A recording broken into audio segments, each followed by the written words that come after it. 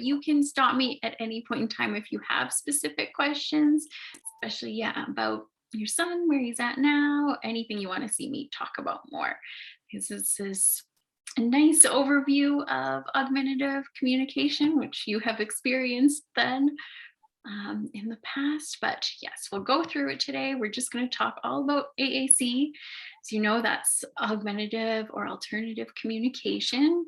And it's one of my favorite topics. So I'll definitely go through and expand on anything you'd like me to. So today we'll just briefly discuss what communication is, some of the myths that are still out there about augmentative communication. We'll go through some general strategies, and then we may not go through a section I have on how to choose an AAC system if we don't have anyone else who's in that point of their journey right now. We can talk a little bit more after that and after the recording. So we'll just get started with what communication is, because our AAC is just one part of this equation. First, you need to be involved in an interaction.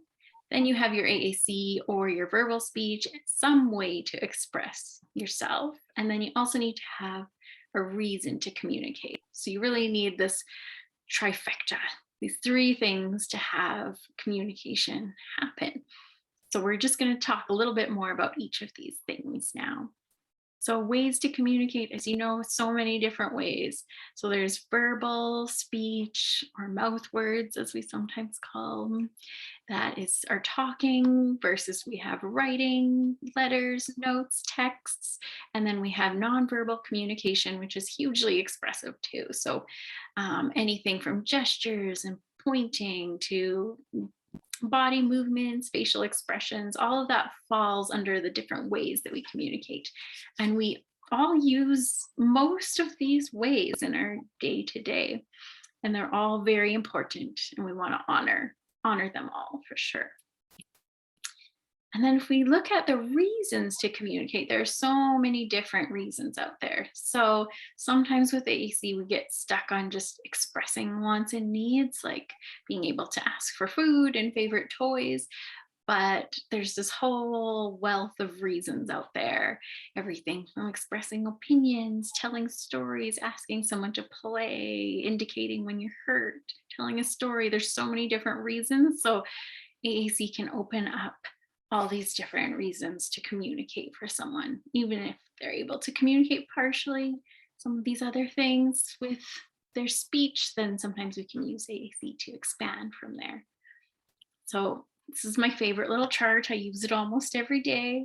It kind of summarizes both of those things. So on the blue side there, we have the reasons to communicate, typically kind of in the order that they develop. So it starts at requesting objects and goes all the way down to expressing future goals. So that's the way we see these reasons develop usually. And then across in the orange is the ways to communicate. So everything from body language to speech to crying to eye gaze. So those are all valuable ways. And it's a really nice little chart. If you want it, let me know and I can forward it to you. I like to use it over time to track how the kids I'm working with are expressing these different things. So maybe they're using mostly body language for reasons, but over time we see them using their AAC or their speech or their signs, anything to express these different reasons to communicate. So now we'll just get into a little bit about AAC. I'll make this brief since you know AAC already. So, and then we're going to talk a little bit about the myths that are still out there. So AAC, alternative or augmentative communication, we say alternative when somebody does not have any verbal speech to go with it. It's an alternative way to communicate. Whereas we say augmentative communication if somebody has some verbal speech, and this is just the way they're augmenting it, they're adding to it. So really AAC is anything other than verbal speech. It can be signs, it can be gestures, it can be those facial expressions. We use so many different ways to communicate. And then sometimes our kids just need a little bit more specialized supports. That can be so many different things. So I have whole piles of different AAC systems. They can be little flip books like this. They can be pod books. I'm not sure. This is a more complex one where you've got a lot of different messages. They can be specialized communication devices or computer systems, or they can be iPad apps. Got that here too. So there's so many different AAC systems out there. But again, we want to honor all forms of communication, not just AAC. So I would never say to one of my kids, if they're pointing to something they want, I wouldn't make them say it on a device or something. Instead, I would honor that, because we'd honor anyone else pointing to something that they want to. So, myth busting. We'll go through these quickly, but these myths are still around to this day. So we used to say that kids couldn't use AAC until they had certain skills, like being able to match an object to a picture, being able to understand that concept, being able to understand matching, being able to point, all different things that used to be looked for before AAC would be introduced. But now we know kids can learn those skills at the same time as they're learning their AAC system. So this is a little sassy chart I enjoy when making the AAC decision-making process. So is this person capable of learning AAC? Are they breathing? Yes. Okay, they're a candidate for AAC. No? Okay, maybe not. So even though our goals, our purposes might vary from one user to the next, anybody can have AAC. We definitely don't wait for prerequisite skills anymore. And then we also have this myth that students who had some speech, that they didn't need AAC. But now we know that people can become dysregulated and lose their verbal speech if they're in overwhelming situations. Some people use their AAC as backup. Or another scenario I see quite a bit is once the kids I work with, if they're not speaking verbally to begin with, we introduce AAC and then they begin speaking verbally for some things, and often the AAC system goes away. But maybe they're just requesting objects at that point. So we want to then use the AAC for maybe greeting or showing them how to indicate they're hurt or how to comment that they like something. So to expand on all those reasons. So definitely you can have some speech and still use AAC. That's the other myth. And then I think you would be familiar with this one, Gwen. So the research shows that AAC does not impede development of speech and language skills, which was something that people worried about for sure. And still to this day, every time I introduce AAC to anyone, I have to, definitely talk families through this. It's a valid concern that if they have this system that they're not going to learn to speak. But there was a really nice kind of research summary done in 2006 where they looked at all the past studies, I think it was from the 70s and on AAC, and they looked at kids' speech development after they had AAC introduced. And then in 11% of cases, they found that after the system was introduced, there was no change in the child's speech. And then they found 89% of the time they actually saw an increase in speech once the AAC system was introduced. And more importantly, 0% of the time they saw a decrease in speech. So it never impacted in a negative way. So that is very comforting to everybody. We speech pathologists worry about that, and definitely parents worry about it. So that was a really nice development to see. So now we'll talk a little bit about our last myth and then get into some strategies. So our last myth is that once you get your AAC system in place, you're done, good to go. But really providing that system is just not enough. So I love this quote from David Puckelman saying, having a communication device doesn't make you an effective communicator any more than having a piano makes you a musician. So it is true, I have a piano in my basement and I am not very good at playing it. I don't go on, I don't practice, nobody's there to guide me. But if I did do those things, then I would think that I would become better at it. It's the same with communication. So after we provide that AAC system, then we want to get into modeling, creating opportunities to use it or reasons for communication, like we talked about earlier. Talking about how to respond appropriately and just creating this natural culture of AAC. Once in a while, I have a child who picks up an AAC system and knows how to use it, but that's definitely the exception rather than the rule. So I always start people off with modeling. So it might be that we're coming up to dinner time. Oh, it's dinner time. We're going to go eat right away. And it's just about incorporating it naturally into the day. I don't know if you did a lot of that too, Quinn, when you were using it. But the whole idea is just immersing the child in the language the same way they're immersed in English every day. We want them to have this opportunity for natural language learning by seeing people use it. Even though these systems, if you're in an English speaking home, they are in English, it's not the same as the actual language. It's organized differently. It's definitely different. You've got to point to the symbols or push buttons on an iPad. Kids need to see us model that way to communicate, not just hear our spoken words. So this is a nice little summary that explains that by 18 months, babies have heard over 4,000 hours of spoken language, and we're just expecting them to start communicating then. So same with AAC users, we don't want to just push the system at them and expect that they'll start to use it. We probably won't be providing 4,000 hours of modeling with it, but just immersing them, using it within our days is really going to help with that before we're going to expect them to use it themselves. And this is an interesting little chart just showing how many exposures are required for kids to learn words.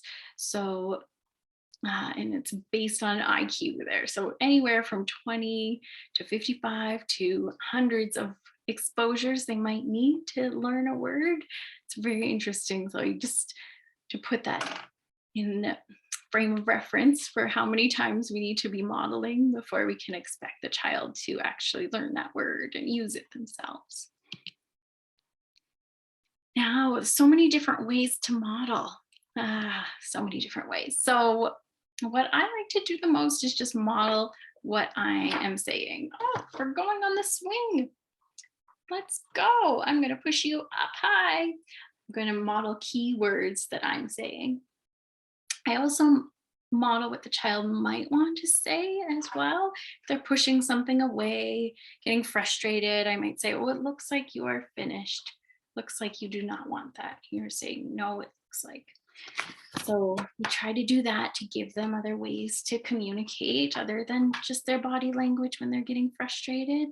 And then I also like to use these think alouds. So if you have a more complex system, especially, like an iPad based system, I might go, okay, I'm looking for high. I think I'll look under social and I'll just talk through what I'm doing so that then the kids learn how these words are organized, and it makes it okay when they don't know where a word is either. Oh, look, it's Hey under there. social. Hey there, Hello. hello. And then I always make a note of this too, just about instructions or testing. So where's this? Point to this. Or giving just instructions like you need to sit down, you need to stop that. No, don't do that. Then this becomes a thing that bosses the child around and they'll quickly learn that, and then they'll learn to push that away, get it away from me. That thing is so bossy. So definitely I see that at times if a child is pushing it away, they've had a lot of exposure to the instructions or the testing side of things. So we just want to make sure that if we do that, we're balancing it out with just highlighting key things that we're saying and what the child might want to say, and just again creating that nice immersive experience for them. So different ways to model. It can be very overwhelming when you get a system. I don't know if you experience that, but it can be so overwhelming that sometimes we need to focus and find a way to model in a bit by bit kind of approach. So one way is this core word of the week or month. We'll talk a little bit about core words after, but that could be, okay, for this week, we're just going to model eat. That's the word we're teaching. We're just going to model eat. Just going to focus on that. And every time meal time comes up, we're going to do that word. Or we can do an activity or routine based approach where we pick a routine or activity. Maybe we're going to the park. So every day when we go to the park, we're going to model words like up and down and having a turn and go and stop, all those keywords. So I can kind of take the activity, figure out what words I might need and model those.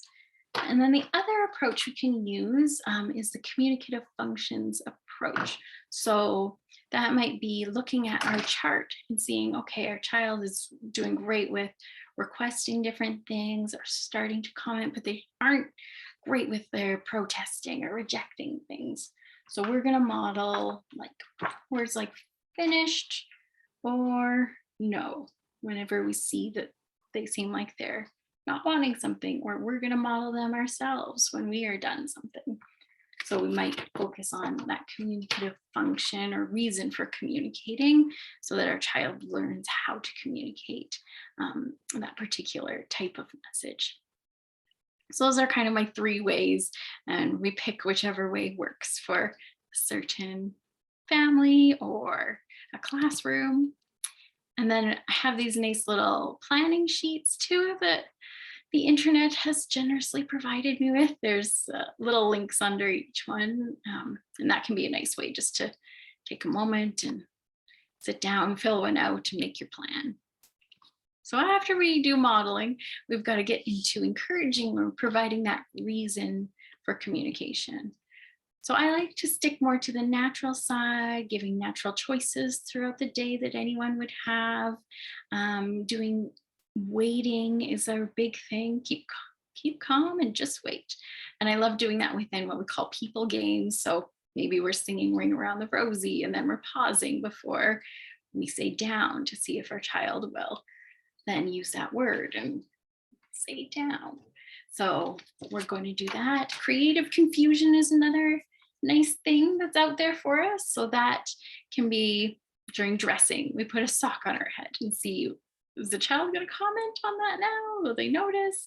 We're just giving this other reason or this thing to communicate about.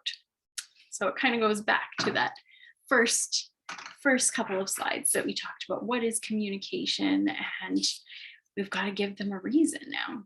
We've got our way to communicate. What's our reason? And then we're also going to try to make a nice culture of AAC. So when I see kids who are in a school environment or an environment with siblings, if they're the only one using it, sometimes they're very aware of that and they don't want to do that. So if we incorporate it into the environment and get everybody on board with using it as well, it becomes a lot more natural and supports them with using it too. So if you have like a special learning room or if your child's in a classroom, I like these big posters on the walls or little low-tech boards on the book at homes. We do lots of foods and types of things on the fridge. Or if my child is using a pod book, this is a really big pod book, they have special activity pages where I'm just going to keep out my Play-Doh page. I'm just going to keep a copy with the Play-Doh. So it's there and it's handy and it's convenient so that I can have those words in all different situations, and then it's just easier to access. And then, yeah, again, getting everybody involved, parents, siblings, friends. If it's just parents who are modeling, sometimes our kids are kind of like, eh. But if it's siblings or friends, those are very powerful models for them. So I often go into schools and sit down at snack, and we have talks with the friends, the peers are very excited to use systems too. And then the kids seem to buy into it a lot more if their friends are using it. So modeling, encouraging, and then we also want to get into responding. So caregivers' ability to respond to their child's subtle behavior is a very reliable way to develop intentional communication. So this is what we look for, even when our kids are babies and they're mama, mama, mama, babbling, we respond, Mom, you're saying mom. So we're kind of going to do the same thing when our kids are exploring these new systems. And we're going to respond as if it's purposeful, even when they're just a new system. So that's our scenario one. Our child might be coming in and just looking at all the pictures. They might be just pushing buttons on their iPad systems or their dedicated devices. And we're going to respond as if it's purposeful.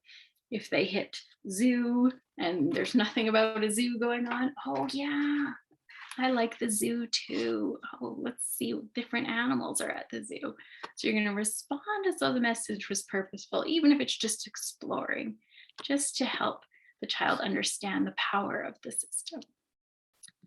And then once they start to use messages purposefully to communicate, we might add a word onto what they're doing. So, for example, if we're going back to that park example, our child says they want up on the swing, we might say, oh yeah, I'll help you up, help you get up on the swing.